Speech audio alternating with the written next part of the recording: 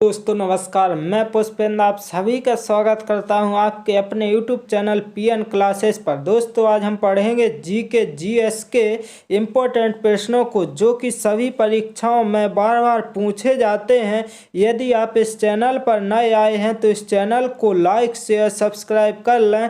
दोस्तों देर न करते हुए चलते हैं प्रश्नों की ओर, देखते हैं। प्रश्न पहला है, वह तत्व जिसका परमाणु क्रमांक एवं परमाणु भार समान होता है। तो इसका सही आंसर हो जाएगा आपका option number D, hydrogen correct answer हो जाएगा, जो कि हिंदी में थोड़ा मिस्टेक है लेकिन इंग्लिश में आपका सही लिखा है। इसका मतलब क्या है दोस्तों, जैसे हाइड्रोजन ये लिखा गया है तो हाइड्रोजन का परमाणु क्रमांक जितना होता है कितना, एक होता है, और परमाणु भार कितना होता है, एक होता है। तो दोस्तों आपका करेक्ट आंसर क्या हो जाएगा, हाइड्रोजन सही आंसर हो जाएगा। इसके बाद चलते हैं अगले प्रश्न की ओर और देखते हैं अगला प्रश्न है, दांतों व हड्डियों में उपस्थित रहता है, क्या रहता है? इसका सही आंसर होगा आपका ऑप्शन नंबर बी, कैल्सीफॉस्फेट करेक्ट आंसर हो जाएगा। क्या हो जाएगा, कैल्सीफॉस्फेट करेक्ट आंसर हो जाएगा। इसके बाद चलते हैं अगले प्रश्न की ओर और देखते हैं अगला प्रश्न क्या है।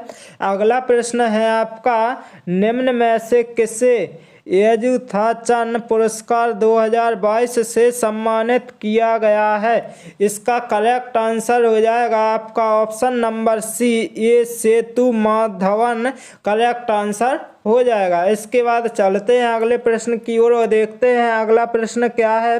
अगला प्रश्न है आपके सामने कि स्पष्ट प्रतिध्वनि तभी सुनी जा सकती है जब परावर्तन सतह की ध्वनि स्रोत से न्यूनतम दूरी हो। लगभग कितनी दूरी होनी चाहिए? तो दोस्तों इसका सही आंसर होगा आपका ऑप्शन नंबर बी, 17 मीटर। कितनी हो जाएगी, 17 मीटर आपका करेक्ट आंसर हो जाएगा। अब चलते हैं अगले प्रश्न की ओर और देखते हैं अगला प्रश्न।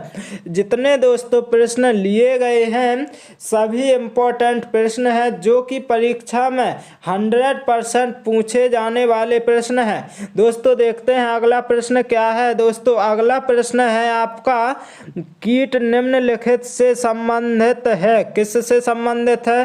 तो दोस्तों आपका करेक्ट आंसर होगा आपका ऑप्शन नंबर डी, आर्थ्रोपोडा संघ से क्या है, संबंधित होते हैं। इसके बाद चलते हैं अगले प्रश्न की ओर और देखते हैं अगला प्रश्न क्या है। अगला प्रश्न है आपके सामने कि अगला प्रश्न है, एलिसा परीक्षण किसके लिए निर्देशित है? किसके लिए निर्देशित है? तो आपका करेक्ट आंसर होगा ऑप्शन नंबर ए, एड्स। क्या है, एड्स सही आंसर हो जाएगा। इसके बाद चलते हैं अगले प्रश्न की ओर और देखते हैं अगला प्रश्न क्या दिया गया है। अगला प्रश्न है, मानव शरीर का सामान्य तापक्रम क्या है, कितना होता है दोस्तों? तो आपका करेक्ट आंसर क्या हो जाएगा? तो आपका करेक्ट आंसर होगा ऑप्शन नंबर ए, 37 डिग्री। कितना हो जाएगा, 37 डिग्री सही आंसर हो जाएगा। इसके बाद चलते हैं अगले प्रश्न की ओर और देखते हैं अगला प्रश्न क्या है, संतुलित भोजन में होता है, क्या होता है दोस्तों? आपका सही आंसर होगा ऑप्शन नंबर ए, सूक्ष्म व व्यापक पोषण होता है। क्या होता है, सूक्ष्म व व्यापक पोषण सही आंसर हो जाएगा। इसके बाद चलते हैं अगले प्रश्न की ओर और देखते हैं अगला प्रश्न क्या दिया गया है। अगला प्रश्न है, गैमेट की शुद्धता के नियम का प्रतिपादन किया था, किसने किया था? तो आपका सही आंसर होगा ऑप्शन नंबर बी, मेंडल ने। किसने? मेंडल मतलब या मेंडल होगा तो क्या हो जाएगा, मेंडल हो जाएगा। इसमें जो गलत लिखा है तो मेंडल आपका करेक्ट आंसर होगा। इसके बाद चलते हैं अगले प्रश्न की ओर देखते हैं। इस वीडियो का अंतिम प्रश्न दिया गया है, क्या किसी तारे की दूरी को मापने के लिए प्रयुक्त यूनिट है?